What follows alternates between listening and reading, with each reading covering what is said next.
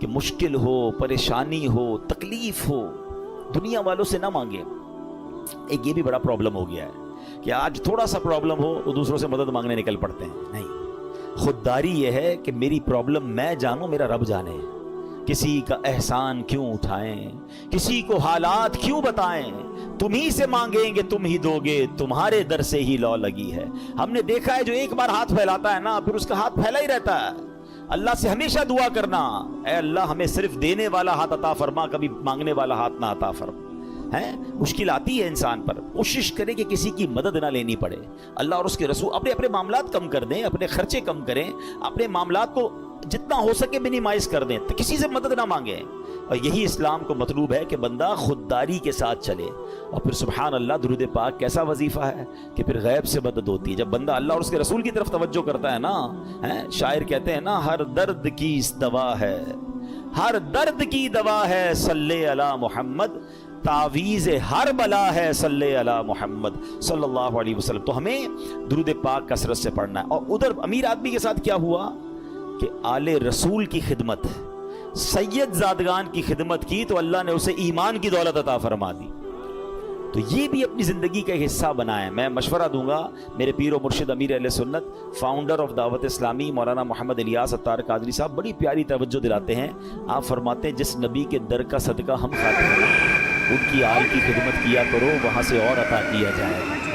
تو ہمیں کیا کرنا چاہیے، اپنی انکم کا پاسبل ہو نا تو 1%، 2% جتنی اللہ نے آپ کو توفیق دی ہے وہ فقط سید صاحبان کے لیے الگ رکھ لیں۔ اپنے آفس میں ایک اکاؤنٹ کھولیں کہ جناب میری جتنی انکم ہوگی میں اتنا % جو ہے وہ آل رسول کی خدمت کروں گا۔ آپ یہ کر کے دیکھیں، آپ حیران ہو جائیں گے آپ کی روزی میں کتنی برکت آنا شروع ہو جاتی ہے۔ میں آپ کو اس کو لاجیکلی سمجھاتا ہوں۔ کوئی آپ کا دوست ہو، آپ کے گھر پہ آئے، آپ کے بچوں کو تحفہ دے اور بار بار آپ کے بچوں کو گفٹ بھجواتا رہے، آپ کے بچوں کے لیے خیر خواہی کا اظہار کرے، آپ کے بچوں کا خیال رکھے، آپ کو کیسا لگتا ہے کہ ارے میرے بچوں سے کتنا پیار کرتا ہے؟ بچے تو پیار کرتے ہی کریں گے آپ کے اس دوست سے، آپ کو بھی پیار ہو جائے گا۔ مجھے بتائیں نا، کوئی امتی جب نبی پاک کے بچوں سے پیار کرے گا، آقا کی آل کی خدمت کرے گا، تو نبی پاک کو کتنا پیارا لگے گا وہ ہیں۔ پھر وہاں سے ایک نگاہ رحمت ہونی ہے نا۔ سارے بگڑے کام سنور جانے ہیں۔ بریلی کے تاجدار اعلیٰ حضرت یہی تو سمجھاتے ہیں کہ تیری نسل پاک میں ہے بچہ بچہ نور کا، تیری نسل پاک میں ہے بچہ بچہ نور کا، تو ہے عین نور، تیرا سب گھرانہ نور۔ سرکار کی آل کی خدمت یہ بہت بڑی سعادت ہے۔ کوئی ایک فیملی ڈھونڈ لیں، کوئی ایک خاندان ڈھونڈ لیں اور بس اس کو باندھ لیں کہ بھئی اب میں نے اس کی خدمت کرنی ہے۔ یہ سمجھ لیں آپ اس کی خدمت نہیں کر رہے ہیں، یہ آپ اس کو پیش کر رہے ہیں اور اس کی برکتیں آپ کو ملنا شروع ہو جائیں گی۔ دیکھیں سید صاحبان کا ایک مسئلہ بھی سمجھ لیں۔ آج کے دور میں پرابلم یہ، لوگ پہلے تو زکوٰۃ پوری نہیں نکالتے، زکوٰۃ کے علاوہ پیسے ویسے نہیں دیتے۔ اب سیدوں کو زکوٰۃ ویسے نہیں لگتی، وہ تو مال کا میل ہے نا، میل دو گے کیا مال کا سرکار کی آل کو؟ تو اب وہاں دینا تو صاف پیسہ چاہیے تھا، لوگ صاف پیسہ خرچ ہی نہیں کرتے۔ تو سید صاحبان کہاں جائیں گے؟ جو غریب سید صاحبان ہیں وہ کدھر جائیں گے؟ ہمیں یہ خیال رکھنا ہوگا کہ جیسے میرے بچے ہیں نا، یہ میرے آقا علیہ الصلوۃ والسلام کی اولاد ہے، یہ ان کی نسل میں سے ہیں، تو جس طرح اپنے بچوں کا خیال رکھتے ہو، ایسے کوئی ایک فیملی، کوئی ایک بچے جو ہیں، کچھ بچے سید فیملی کے اپنے ذمے لے لیں اور پھر آپ دیکھیں انشاءاللہ۔ اور آپ غور کریں گے نا، آپ کو آس پاس ہی مل جائیں گے، ایسا نہیں ملیں گے، آپ تھوڑا سا غور کریں گے، ہو سکتا ہے آپ کے ملازمین میں سے کوئی ہوں گے، آپ کے آس پاس پڑوسیوں میں سے کوئی سید فیملی نکل آئے گی۔ تو یہ خدمت کریں اور پھر دیکھیں کہ اس کی برکتیں کیسے نصیب ہوتی ہیں۔ اللہ پاک ہم سب کو آل رسول کا خدمتگار بنا دے۔ وہ پڑھتے ہو نا شجرے میں شعر، دو جہاں میں خادم آل رسول کر دو، جہاں میں خادم آل رسول اللہ کر، حضرت آل رسول مقتدا کے۔ ہاں، جس کو ادھر بھی نوکری آل رسول کی مل گئی نا، پنجتن کی غلامی ادھر مل گئی اور ادھر بھی نوکری مل گئی، اس سے اچھی کون سی نوکری ہے؟ نیازی صاحب لکھتے ہیں نا، مجھ پہ کتنا نیازی کرم ہو گیا، دنیا کہنے لگی پنجتن کا گدا، اس گھرانے کا جب سے میں نوکر ہوا، سب سے اچھی میری نوکری ہو گئی۔ آقا کی آل کا غلام بن جاؤں، ان کا نوکر بن جاؤں، اور کیا چاہیے؟ پھر دیکھو کیسا نوازتے ہیں انشاءاللہ۔ تو نیت کریں انشاءاللہ آل رسول کی خدمت کریں گے۔ दुरूद पाक पढ़ लीजिए मोहब्बत के साथ, सल्लु अलल हबीब अल्लाहुम्मा सल्लि अला सय्यदिना व मौलाना मुहम्मदिन अदद मा फी इल्मिल्लाहि स्वलातन दाइमतन बिदवामि मुल्किल्लाह। शैतान कितना बड़ा दुश्मन है, कुरान पाक आपने पढ़ा सुना होगा, बार बार, एक जगह नहीं कई बार कुरान में फरमाया, इन्नहु लकुम अदुव्वुम मुबीन, शैतान तुम्हारा खुला दुश्मन है। एक जगह इरशाद होता है इन्न शैतान लकुम अदुव्वुन फत्तखिज़ूहु अदुव्वा, फरमाया बेशक शैतान तुम्हारा दुश्मन है और तुम भी इसे अपना दुश्मन समझो। प्रॉब्लम ये कि कुरान बार बार ये समझा रहा है कि तुम्हें उससे दुश्मनी रखनी है, दोस्ती नहीं कर लेनी, उसके वार समझने हैं। देखिए दुनिया का दस्तूर समझिएगा, जब तक एनिमी की चालें नहीं पता होंगी ना, एनिमी के अटैक्स पता नहीं होंगे कि कहां कहां से हमला करता है? कई मुल्कों की फौजें डिजाइन ही उस तरह होती है कि एनिमी के पास कौन सा वेपन है, दुश्मन फौज के पास वेपन, हमारे पास भी उसका तोड़ होना चाहिए, है उसके पास एयरक्राफ्ट कैसे, वैसे ही हमारे पास, जैसे रॉकेट वैसा हमारे पास नेवी जैसी। बंदा यही तो सोच के प्लान करता है कि दुश्मन किधर से अटैक कर सकता है। तो शैतान को तो अल्लाह कुरान में फरमा रहा है तुम्हारा दुश्मन, और तुम भी उसे दुश्मन समझो। मगर बदकिस्मती यह है कि बहुत बड़ी तादाद जो है वो शैतान से दुश्मनी नहीं दोस्ती कर लेते हैं। कितनी बुरी बात है, अल्लाह का भी दुश्मन है, हमारा भी दुश्मन है और उससे दोस्ती कर रहे हैं। कुरान में एक जगह रब इरशाद फरमाता है अफतत्तखिज़ूनहु व ज़ुर्रियतहु औलिया मिन दूनी व हुम लकुम अदुव्व बि'सा लिज़्ज़ालिमीन बदला। फरमाया तो ऐ लोगों, क्या तुम उसे और उसकी औलाद को मेरे सिवा दोस्त बनाते हो, हालांकि वो तुम्हारे दुश्मन हैं। जालिमों के लिए क्या ही बुरा बदला है। अल्लाह फरमाता है वो तुम्हारे दुश्मन है, दोस्त मत बनाना। और ये इतना खतरनाक दुश्मन है, इतना मक्कार दुश्मन है, इसके ऐसे ऐसे वार हैं आप हैरान हो जाएंगे। शैतान कभी इधर से हमला करता है, कभी उधर से। अच्छा प्रॉब्लम ये कि एक तो शैतान को पहले सीवियर दुश्मन समझना शुरू कर दें। मिसाल के तौर पे आपको कोई ये कह दे कि यार एक बंदा है, उसने प्लान किया है कि आपको मार देगा, आप बताएं कि आप सुकून से सो जाएंगे? आप परेशान हो जाएंगे कि अच्छा मेरी जान लेना चाहता है। हाँ, वो उसने बिना प्लान किया हुआ है कि आपको उड़ा देगा। अब आप पुलिस के पास जाएंगे, आप अपने गार्ड्स रखने की कोशिश करेंगे, मालूमात करेंगे यार उसका प्लान क्या है, कैसे अटैक करेगा। दुनिया में कोई मेरी जान लेना चाहे, जान ले सके ना ले सके, मेरी नींद तो उड़ा देता है। थ्रेट आ जाए तो बंदा, किसी को पर्ची आ जाए, कराची में तो बहुत सारे वाकया चलते रहते हैं ना, हमारे पास ही बेचारे लोग दुआ के लिए आते हैं, भाई फोन आ गया है, फला चीज आ गई है, होता कुछ नहीं है, उस बेचारे की नींद तोड़ जाती है। अल्लाह ताला हम सबको आफियत में रखे, इन जालिमों के जुल्म से बचाए, दहशतगर्दों की दहशतगर्दियों से बचाए। मगर these are all examples for all of us कि ये जब हमारे साथ होता है तो हमारा क्या हाल हो जाता है। अफ्रीका के कई मुल्क जहाँ किडनैप की धमकियां और पता नहीं क्या क्या चल रहा होता है दुनिया में। अच्छा आप में से कुछ लोग होंगे कहेंगे यार मुझे तो कोई धमकी नहीं आई, अल्लाह का शुक्र, अल्लाह करे कभी आए भी ना आपको। मगर ये वाली दुश्मनी तो कुरान ने बता दी है ना, ये धमकी तो आपके पास मौजूद है, ये अटैक, और ये दुश्मन आपका भी है। वो दुश्मन हो ना हो, ये दुश्मन सबका है। कुरान कह रहा है तुम्हारा खुला दुश्मन है। क्या इसके लिए कोई प्लानिंग की, इससे बचने का कोई गौर किया, इसके लिए किसी के पास गए कि यार ये किधर किधर से हमला कर सकता है? मुझे एक बात बताएं, कोई मेरी जान ले सकता है दुनिया में, मेरी दौलत ले सकता है, मगर ये सब चीजें कम है, शैतान मेरा ईमान ले सकता है। उससे कीमती चीज कोई नहीं है मेरे पास, है? अगर ईमान ही चला गया तो फिर क्या है मेरे पास? वो एक्चुअल उसका जो अल्टीमेट गोल है ना शैतान का, ये समझना होगा। उसका अल्टीमेट गोल ये है कि वो मेरा और आपका ईमान छीन ले और हम दुनिया से बेईमान होकर जाएं। और एक बात याद रखिएगा, सारे रोजे, सारी तरावी, सारी इबादत, सारी कदमी अता फरमा, स्टेडफास्टनेस अता फरमा। कौन दुआ कर रहा है? जिसके सदके मुझे और आपको ईमान मिला। ये मेरी और आपकी तरबियत है कि दिल बदलता है।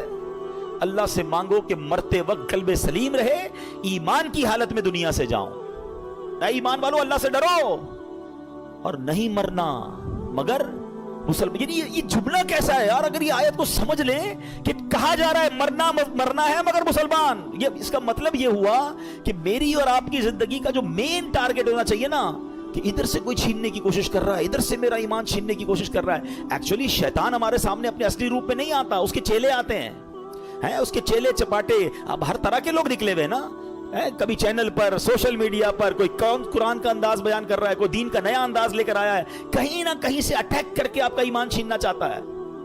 आला हजरत इमाम अहले सुन्नत ने 100 साल पहले कह दिया था, सूना जंगल रात अंधेरी, छाई बदली काली है, सोने वालों जागते रहियो, चोरों की रखवाली है। ये तो 100 साल पहले का था, अब तो कितने फितने हैं। पता है आला हजरत ने क्या कहा? आंख से काजल साफ चुरा लें या वो चोर बला के हैं, तेरी गठड़ी ताकी है और तूने नींद निकाली है। ہمیں پتہ ہی نہیں ہے, لوگ ہمارے ایمان کے پیچھے پڑے. ہم کہتے ہیں یار میں تو اس کی بھی سنتا ہوں, میں تو اس کی بھی سنتا ہوں, میں بد مذہبوں کے ساتھ بھی بیٹھتا ہوں, کچھ غیر مسلم دوست بھی بنائے ہوئے ہیں, میں سب کے ساتھ بیٹھتا ہوں. جناب نہیں, ایمان بچانا ہے تو ایسی محفلوں, ایسی گیدرنگز کو چھوڑنا ہوگا, سب کی نہیں سننی ہے. ہم اتنے مضبوط نہیں ہیں کسی کی سننے سے. آپ کو پتہ ہے نبی پاک علیہ الصلوۃ والسلام نے حضرت عمر فاروق رضی اللہ تعالیٰ کو تورات پڑھنے سے منع فرما دیا تھا. وہ کون ہے؟ حضرت عمر فاروق. اب بتائیے میری اور آپ کی کیا اوقات ہے؟ بندہ کہتا ہے میں ذرا دوسروں کی کتابیں بھی پڑھوں گا, دوسروں کے دلائل بھی سنوں گا. ارے پہلے مجھے اپنے دین کے بارے میں کچھ پتہ نہیں ہے اور میں چلا سب کی باتیں سننے. تو ایمان بچانا ہے تو اس کی فکر کرنی ہے. اچھا اب میں آپ کو شیطان کے کچھ واقعات کے ذریعے سمجھاتا ہوں کہ کیسا مکار ہے, کیسا گیم کرتا ہے. ایک کتابوں میں لکھا برسیسا نامی ایک شخص تھا اور بہت بڑا عبادت گزار تھا. اس بندے نے 200 سال اللہ کی عبادت کی اور ایک بھی گناہ نہیں کیا. اچھا اب ایسا کوئی نیک بندہ ہو تو شیطان کہاں چھوڑے گا اس کو. یہ میں ایک اور بات آپ کو سکھا دوں, بتا دوں کہ شیطان نیک آدمی پر زیادہ حملے کرتا ہے. یاد رکھیے گا, جو پہلے ہی کچھ نہیں کر رہا اس کو شیطان نے کہا تو ساڑھا ساتھی ہے, نہ نماز پڑھ رہا ہے, نہ روزے رکھ رہا ہے اور بدکاریاں کر رہا ہے, شراب پی رہا ہے. نہیں, اس کو لیے پرابلم ہے نیک آدمی جو نمازیں پڑھ رہا ہے, جو روزے رکھ رہا ہے, جو نیکی کی نیت کر بیٹھا ہے, جو علم دین سیکھ رہا ہے, وہ بے چین رہتا ہے اس کے بارے میں. تو آپ جتنا دین کی طرف آئے نا, اب تیار ہو جائیں, he will attack you, but انشاءاللہ اللہ کی رحمت سے ہم اپنے آپ کو بچائیں گے انشاءاللہ. ہماری کوئی اوقات نہیں, ہم اللہ سے ہی مدد مانگیں گے انشاءاللہ. اور مانگتے رہا کرو رب سے مدد, کہ اللہ شیطان کے مقابلے میں میری مدد فرما, مجھے طاقت دے, مجھے قوت دے, اور اس مردود کے مقابلے میں مجھے کامیابی عطا فرما. ٹھیک ہے.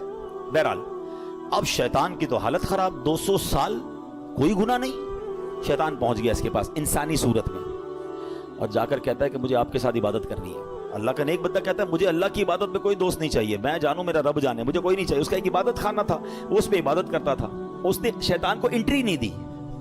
اس مردود نے کیا کیا تھا, انسانی صورت میں اسی نیک آدمی کے گھر کے باہر بیٹھ کر عبادت شروع کر دی, ڈھونگ کے لحاظ میں.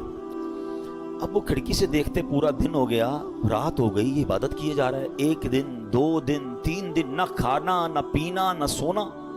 برسیسا حیران کہ یار میں 200 سال سے عبادت کر رہا ہوں, مجھے بھوک بھی لگتی ہے, مجھے نیند بھی آتی ہے, نہ اس کو نیند آ رہی ہے نہ اس کو کھانے کی ضرورت ہے. دروازہ کھول کے کہا بھائی یہ تو بتاؤ تو ہے. میں پھر چونک جاتا ہوں, پھر خوف خدا طاری ہوتا ہے, میں جاگتا ہوں, بھوک لگتی ہے, پھر وہ گناہ یاد آتا ہے. آپ کا پرابلم ہی آپ نے کوئی گناہ نہیں کیا ہے. اب دیکھو شیطان کا وار. اگر آپ کو یہ لیول چاہیے نا عبادت کا کہ نہ آپ کو نیند آئے نہ آپ کو جناب بھوک لگے اور آپ ساری رات اللہ کی عبادت کرتے رہیں, آپ ایک گناہ کر لیں. کہتا ہے عجیب آدمی ہو, جس رب کی عبادت کر رہا ہوں وہاں اس کی بارگاہ میں گناہ کروں, کہ پھر نہیں ملے گی ایسی پھر آپ کو لذت نہیں ملے گی. اب دیکھیں کیسا خطرناک وار ہے. برسیسا کہتا ہے اچھا پھر مشورہ دو کون سا گناہ کروں. شیطان سے کہتے ہیں کون سا گناہ کروں. شیطان کہتا ہے پھر ایسا کریں آپ بدکاری کر لیں. کہتا ہے خدا کا خوف کر, اتنا بڑا گناہ, زنا بدکاری میں کروں؟ نہیں میں نہیں کرتا. کہ پھر ایسا کریں قتل کر لیں. کہ کیسے آدمی ہو, میں کسی بندے کو مار دوں, قتل کروں؟ نہیں میں نہیں کرتا. اچھا پھر ایسا کریں شراب پی لیں. کہتے ہیں ہاں یہ تھوڑا چھوٹا گناہ لگ رہا ہے. اب یہاں ایک اور بات سیکھنی ہے. میں تھوڑے واقعات کو بریک اس لیے کرتا ہوں کہ ٹو دی پوائنٹ آپ کو بات بھی سمجھ آئے. ہمارے اندر بہت سارا شیطان نے دماغ میں ڈالا یار یہ چھوٹا گناہ یہ کر لو, یہ بڑا ہے یہ نہیں کرو. پتہ نہیں اپنے طور پہ ہم نے کیٹیگری بنا لی ہے. سمجھیے بات کو, ہمیں نہیں پتا کون سا گناہ رب کی نافرمانی کا اور غضب کا اور ناراضگی کا باعث بن جائے, وہی گناہ میں جہنم کے گہرے گڑھے میں ڈال دے. کسی گناہ کو چھوٹا مت سمجھنا. ٹھیک ہے. برسیسا کہتا ہے ہاں یہ ٹھیک ہے شراب پی لیتا ہوں. شراب پی, نشہ چڑھا, حکم ہو گیا. پھانسی گھاٹ پر برسیسا موجود تھا. شیطان ادھر پہنچ گیا. کہتا ہے ایک راستہ ہے میں تجھے بچا سکتا ہوں. کہ بدبخت تیری وجہ سے تو میں پھانسی میں پہنچ گیا, تو نے کہا گناہ کر لے, مجھ سے ایک نہیں 3 گناہ ہو گئے اور آپ پھانسی پھندے پر آ گئے. بولے میں بچا سکتا ہوں. بولو بتاؤ کیسے بچ سکتا ہوں. کہا تم ایسا کرو خدا کا انکار کرو اور مجھے سجدہ کر دو. برسیسا کی بدبختی دیکھیں, اس نے شیطان کو سجدہ کیا, خدا کا انکار کیا اور اسی وقت پھانسی پر اس کو لٹکا دیا گیا. کفر کی موت وہ مر گیا. یہ ہے شیطان. ہم اس کی باتوں میں آ جاتے ہیں, ہمیں لگتا ہے نہیں یار میں بڑا پکا ہوں, 1-2 گناہ ہی تو کیے, تھوڑی سی تو پرابلمز ہیں, تھوڑی سی غلط جگہوں پہ جا رہا ہوں, نماز بھی تو پڑھتا ہوں. کوئی یوں ہی لے جاتا ہے, وہ ایک ایک کر کے سٹیپ بائی سٹیپ ہم پہ اٹیک کرتا ہے. ایک حدیث پاک یاد رکھیے گا, یہ جو نوجوان اور ہم سب اس میں مبتلا ہیں, بدقسمت ہم سب نے کچھ نہ کچھ گناہ پالے ہوئے ہیں. نیکیاں بھی کر رہے ہیں، گناہ بھی کر